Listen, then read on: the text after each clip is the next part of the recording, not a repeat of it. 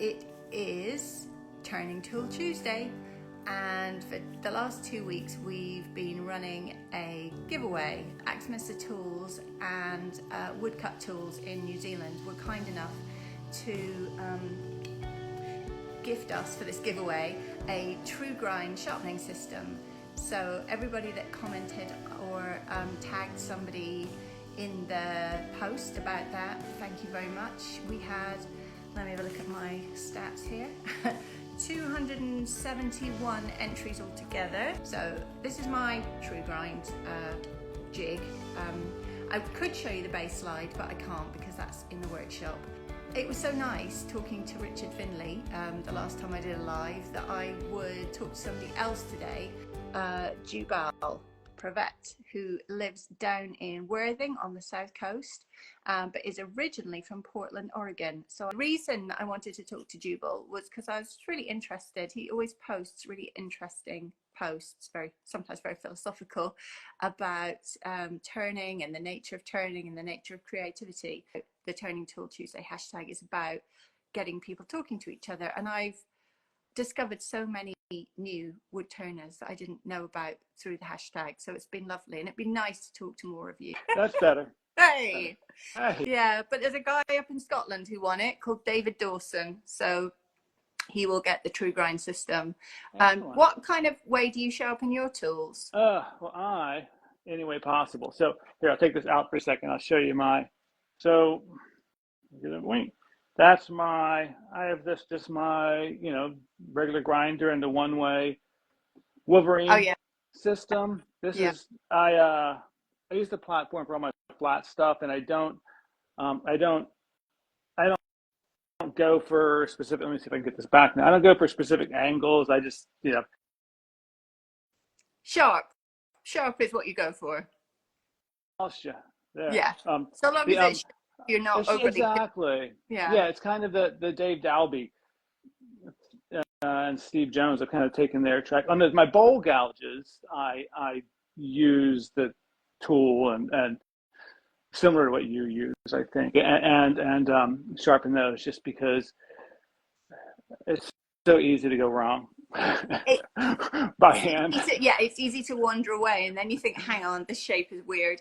I had a situation with my bowl gouges, and we had a demonstrator come to the club, a guy called Robert Till, who is a member of the RPT, and I noticed that he was talking about his bowl gouges, and I went up at the end and I said, I really need help, because I see images of other people's bowl gouges, but mine don't look like that. How can I get them to the shape that yours are?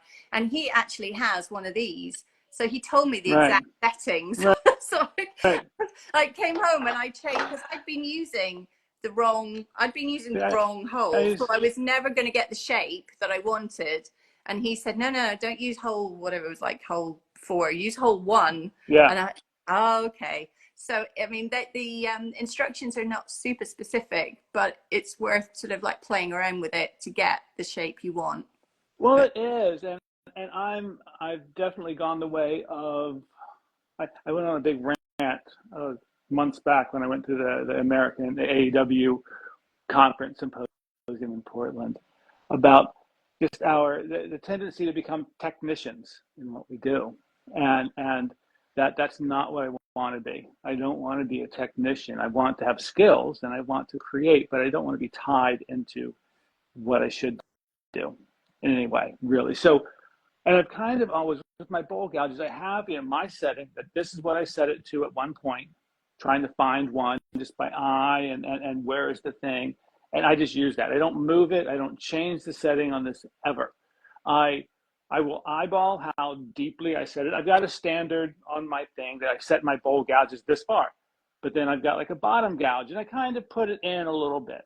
And then when I'm grinding off the heel, I just kind of hold it differently. And in the side, my wings change depending on my mood and, how much I messed it up, and I've got to push them back further.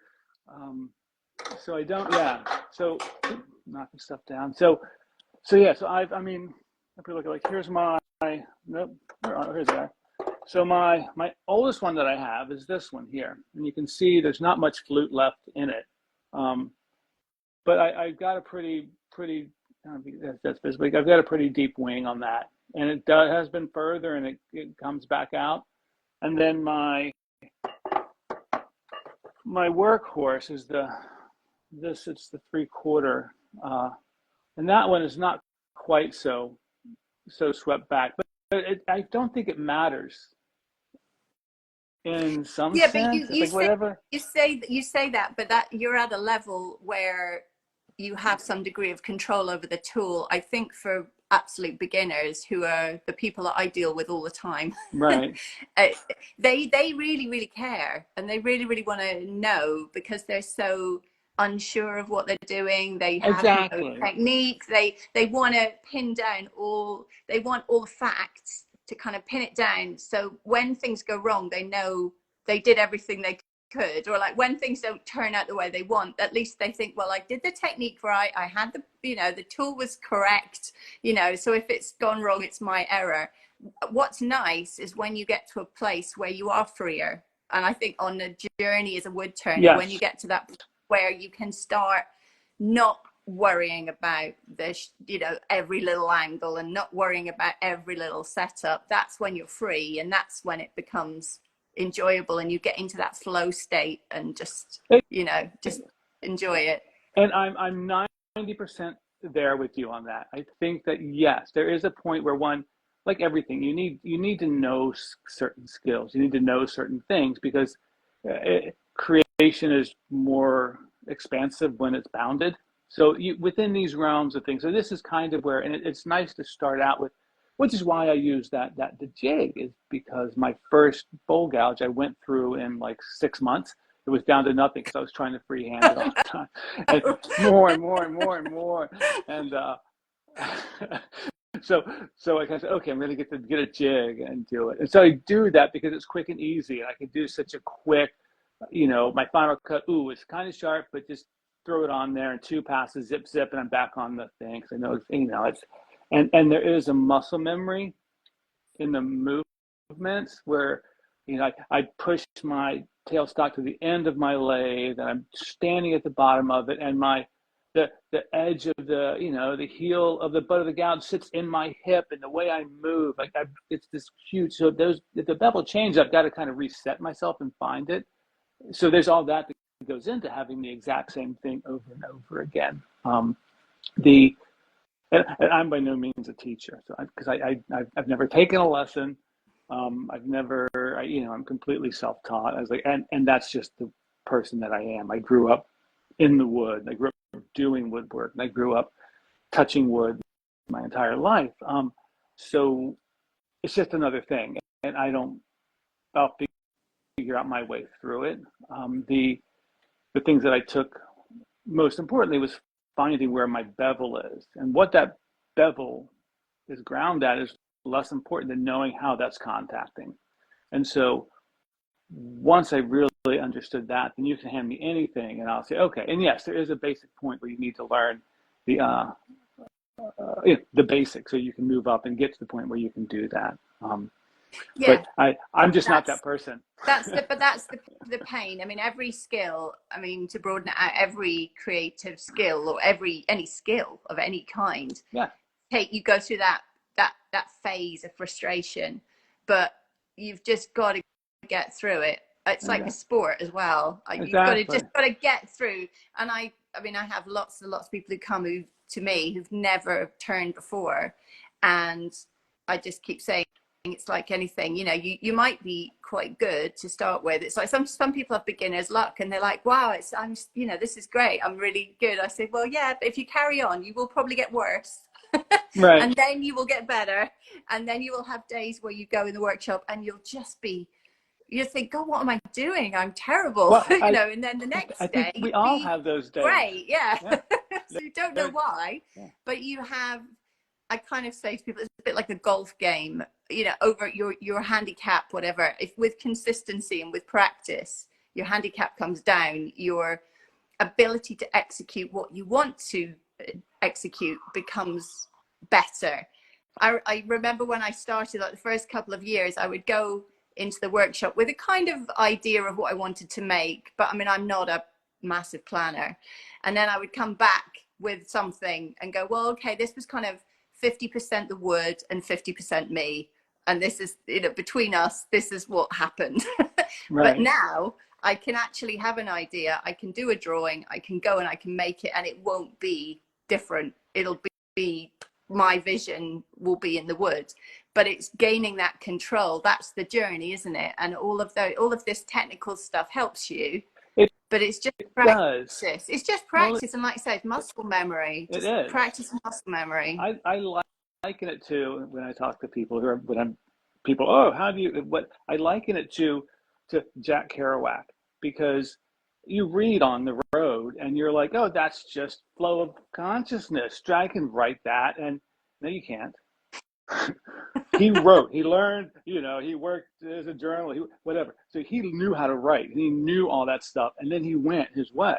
And that's exactly what you're saying. It's the same sort of thing. You know, modern art, just strokes on a thing, and Jackson Pollock, and I could throw paint. Yeah, go ahead. You know, it's just there's a thing to it that you know, yeah, dumb luck hits, but there are basics one needs to know in order to progress. But And that my you're right. my That my carry on. turning Sorry. my turning journey. So I've only been turning since really the beginning of 21, um, in any real way, shape at all. I bought my first lathe and like the end of 2019 for my shop manager because we needed some for some furniture we were doing. Just turned some legs and that was it. And I hadn't really turned until late 2020. I started playing around, and that's when I got into it. But I'm not a planner. You know, I can turn things to a plan now. I can, you know, copy spindles and I can do all that stuff. But for me, it's just an expression. It's just me going in, and I love that the freedom of listening to what the wood wants.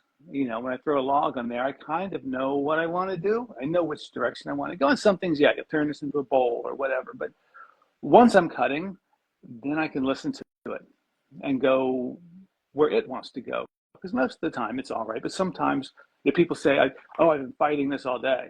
And I used to fight things. And now I say, oh, if it's fighting me, then why don't I listen to it? Because it's right. You know, I'm not right. It's always right. So that's kind of my process. I don't, and so, yeah, I don't, and I never minded if something blew up and I threw it away. I lived in Portland, Oregon when I started turning, and I've got tons of logs out here, but I had a lot of logs just stacked because Portland has tons of trees. And so I could throw away, you know, 4 out of 5 pieces and not care because there was always more wood. And I know it's more dear to people here. Some of the best advice I heard given to a friend of mine at the AEW, who's, you know, in the process of learning, he asked for critique on a piece that he had there. And the question was, how when you go to your shop, like, what do you do when you're in your workshop? He said, well, I want to go home with a finished piece. I've only got like X amount of hours a week, and I want to go home with a finished piece every time I'm in there. And the advice is, don't worry about the finished piece, because you become afraid of trying something different because you don't want to take a chance. You don't want to risk. You don't want to lose that piece. And so I tell everybody, it's one thing I tell everybody is it's okay. We all have piles of crap. I've got, oh shit, I'll turn this around briefly. You can see the back of my, right there, there's the bench I'm working on. But there's tons of pieces that are broken and kind of sitting back there. And they all sit there. I don't know if that was visible or not. They all sit there and I look at them and I see them and they may be something different, and after a while I'll put them out in the firewood pile. But I like just to have them around because it's a reminder, A, that that I make mistakes, and B, what did that teach me, when I did that and everything. That's kind of my approach to it all. It's play. It should be. Yeah, I mean, we shouldn't get too worried. And but you can what's nice about turning is the immediacy of it and how fast it is relative to, say, like making your bench. That's quite a drawn out process. You have to have it sitting there for quite a long time. It takes more than a couple of hours to make a bench, whereas you can just go with the flow on a piece of wood turning. my advice to people is, if you want to try something that you haven't done before, just work small, and then you're not worried, you're not stressed about it. Just pick up a little bit of wood and try the technique on a small bit of wood. Don't go in to learn how to use the wings on your bowl gouge on a giant bowl. Just do it on something small, and then if it does go wrong, it's not going to fly off and break the window or hit you, or it's just going to poof, and you go, oh damn it, right, that wasn't right. But exactly. when I started, I think, I was self-taught, and I started 10 or 11 years ago. And I think subconsciously I was slightly intimidated by the lathe, although I didn't think I was. But looking back now, I chose to make jewelry. So I was literally turning like beads that size. and little earrings and little pendant things, and everything was tiny. And as I got more confident, I've noticed now, looking back, as I got more confident, I would like try an egg cup. Ooh, and then I tried like a goblet, and I didn't make a bowl for about 4 years, just because I'm very contrary, and I thought, well, everybody makes bowls, I don't want to make bowls, that's what everybody does. So I deliberately didn't make a bowl. I deliberately did a lot of spindle turning, because I felt comfortable with spindle turning. I felt like nothing could go anywhere, both your ends are there holding the thing. And I just built up the scale. I built up, and eventually I thought, oh, I should probably do a bowl. and then as soon as I did a bowl, I thought, oh, that's why everybody does bowls. They're so great. I love them. Exactly. But it doesn't matter. You can work tiny, you can work huge. The amount of videos you see of people with huge logs hanging off the end of their lathe. But if that's not you, then don't do it.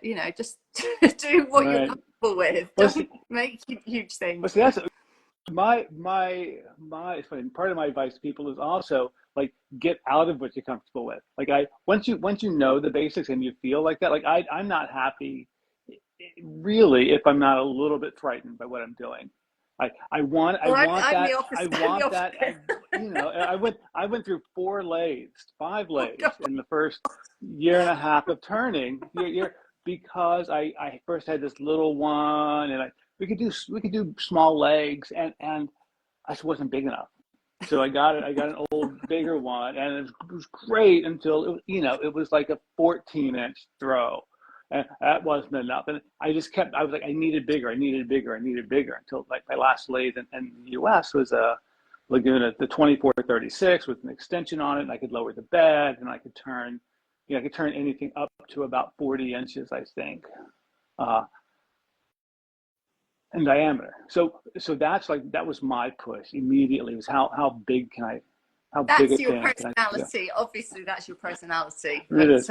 Yeah. I don't advise everyone do it, but I do think everyone, like, you grow with stress. Stress is what makes us grow. And so in order to improve, you've got to do something that you're not sure you can do. And you don't have to do it in a dangerous way. I tend to push the envelope farther than I should sometimes. But don't be afraid of making mistakes. Don't be afraid of being wrong, because I'm not scared by the lathe. I'm not, I don't think it'd be hard pressed. I had like a 30-pound log fly off and knock me back once. I think it's the worst thing that ever happened. And I learned to stand, off to the side a bit more when I turn. But I'm not. It's funny. I talked to Jerry at Grantland Timber. Do you know Jerry? On Instagram, Grantland Timber. And he does milling, and he's a tree guy. He runs a farm and stuff, but he's a chainsaw fellow. And he's always like, man, lathes are scary. I'm like, you swing a chainsaw all day long and you're afraid of a lathe. Like, it would be really hard for me to hurt myself. It's not, what I'm saying? I'm not going to take off a leg on my lathe. So it's all kind of relative. But I think that when we get outside of where we're really comfortable, that's when, like, the focus really deepens, and you really, if you can kind of let yourself into those points, that's where you grow, and that's where you learn, and that's where discovery is. If we just turn the same thing over and over and over again, and people do it. I mean, There's nothing wrong with it. That's what you want to do. If you want to be a technician, if you want to learn how to turn precise parts, great. That's wonderful. It's completely valuable. That's just not me. No, but Yeah, what is lovely is the fact that wood turning can encompass everybody. exactly. So, you know, there are you know, there are people who make stair spindles, or there are people who literally turn out hundreds of apples, or people who are really involved in pen turning and they just do pens, people who do enormous bowls, people who do, you know, there's so many techniques, the segmented turning, you know, there's people who do the amazing ornamental stuff. There's so many different avenues you can go down. You can find something, like you say, but the key is to explore it and push and try different techniques and see what gets you, you know, coming back again and again. Well, So exactly. yeah. And once you're there, like, you learn something else. You know, like because it's one of those crazy things. I did a little bit of spindle turning. I could do spindle turning, but I really focused on it for a bit because I had requests for stuff. I'm going to learn how to do this better, and that made the rest of my turning better. Learning how to turn that, like, oh, it just changed my relation to the machine in some way, so I could turn that around in bolt turning. And then if I learned that, then that helped me with other stuff. You know, so it is the ability to do other things. They do say start with spindle turning, and I can see why, because it gives you've got to have precise control of those tools, and you've got to understand that bevel. So it's good, and it's safer, I think, than bowls, you know, but it's the same idea with the bowls. You know, you're still going with the grain, you're still trying to cut downhill, you're still trying to get the connection with the tool and the body movement. But I don't know what time it is because I can't see the clock. 12, I meant to it's put quarter something. after 12. Okay, I think I'm going to call a halt to this, Okay. although we could carry on forever, but like, you know, Yeah, exactly. it was fantastic to talk to you, and this is what I wanted to talk about, so that's great, like just about creativity and you know, certainly your approach to wood turning is very much on the artistic, creative, experimental side, which is fascinating. And I'm hoping, I mean, that's, I do it, but I do it in a more controlled way. So my background's in industrial design, so I come from things, weirdly, although I say I don't draw stuff down and stuff, but my background is quite formal in that I feel like I can't approach and just make something. I kind of have to have some kind of plan, but I'm learning to be freer.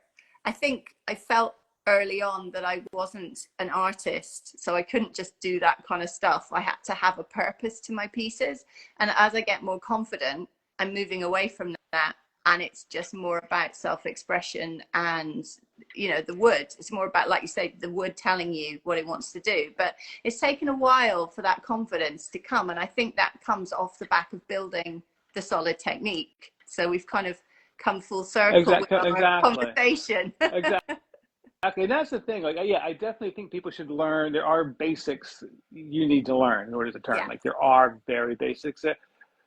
You know, there are. The problem is that people conflate convention with rules. And the rules are actually a short list of rules, and a long list of conventions. And I'm being who I am. I don't like conventions at all, and I don't like rules really. But you know, but it takes a while to learn how to break them. You know, in order to I So, loved your blackberry bowls, by the way. Thank you. Loved those. How are they? Have you sealed them? Because the blackberry juice is just going to come off, isn't it? Or have you put something? I've rubbed it in. So the question I keep getting asked is how are you fixing the color? And I'm like, I don't know, kind of, maybe. I'm working on it. Tannins will help lock in like those natural colors. So my partner Wendy has a shop, Chinson Wood, and she is a natural dyer, and she does all this natural dyeing. So I'm like, what about this? And she'll tell me more than I ever could know about things. But woods with tannins will hold color better because the tannins in it, or you can add tannins to it with tea. And so I'm turning it. I sand it all down really well. I soak it with water, let it raise, sand it all down. Again, burn the outside, get it nice and hot, add tannins to the inside. I have a really strong cup of tea. Basically, I put 5 tea bags into boiled water, and use that to get tannins in. And then I'll give it that one more sand, and then I'll heat the outside one more time, and then I just rub the blackberries in. The first time is just with my hands. Now I use a cheesecloth and squish them, but I just force it in. I just really push it in. That's interesting. And it penetrates. Yeah, because I make toys, and I want to use natural colorings, so I use plant-based dyes made by this lady. Her company is called Tinyland, so it's all plant-based dye. And her recommendation is well, I just apply the dye, which comes from food, like, so basically blackberries or whatever she uses for her different colors. But then she suggests that over the top, she sells like a kind of sealant, and that is tung oil with orange essence, orange oil in it. So it makes it smell a bit nicer. But she reckons a couple of coats of that over your sort of like your stain. And it will seal it. The more coats of the oil you do, the more it's going to polymerize. So. Yeah, and I use on these so far. I've been using Par's beeswax hard oil. Par's hard wax oil is the beeswax one, I think. But I'm kind of playing around, and for me it's like I'll see, hopefully I'll keep one, and in a year I'll see what the colors have done. Yes, it's kind of that. Interesting. Fade or not? Interesting to see if the blackberries fade. It'd be really lovely if they don't, because it's a gorgeous color, and I'm like, ooh, I'm going to do that. That's the amazing. Blackberry season is almost here, isn't it? No, for here it's over. So I'm just ending. I'm in a mad rush because there are blackberries that grow over a fence from a house. So my workshop is in a big yard in the middle of a block of flats. So I've got a big parking yard, and I'm surrounded by houses, and I've got workshops at either end of it. And so one of them has blackberries and growing over. So they just hit ripe a couple of weeks ago. I said, oh, those are great. And I picked a handful, and I had an old bowl I had a eucalyptus bowl that's unfinished. I just grabbed it and threw blackberries in it. I was eating them all day, and I got to the bottom, and there were all the blackberry stains. And the first thought is, oh, how do we get that out? And I said, ooh, but what if I don't get it out? So I just grabbed more, and I just mushed them in, and it just helped.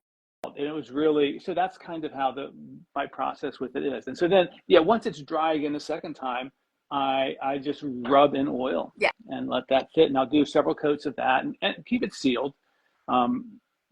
It's an experiment. We'll see what happens. And since my partner Wendy has grown a bunch of indigo in our garden. So I think she's getting some prep today. So I'm going to take something home and try indigo, because she's getting really, really nice blues and greens right now out of that. So I'm going to try some indigo in them as well. Oh yeah, that would be fascinating to see. Yeah, that'd be cool. Okay, gotta go. I told my children to stay out of the kitchen for half an hour, and we've gone over now, so they'll be starving. It was fantastic to speak to you. Really nice talking to you, finally. Yeah, exactly. Finally, we keep exchanging messages and stuff. Yeah. Thank you so much just for all of your hashtag Turning Tool Tuesday posts. They're always great. Thank you everybody for watching, and I'll see you another time.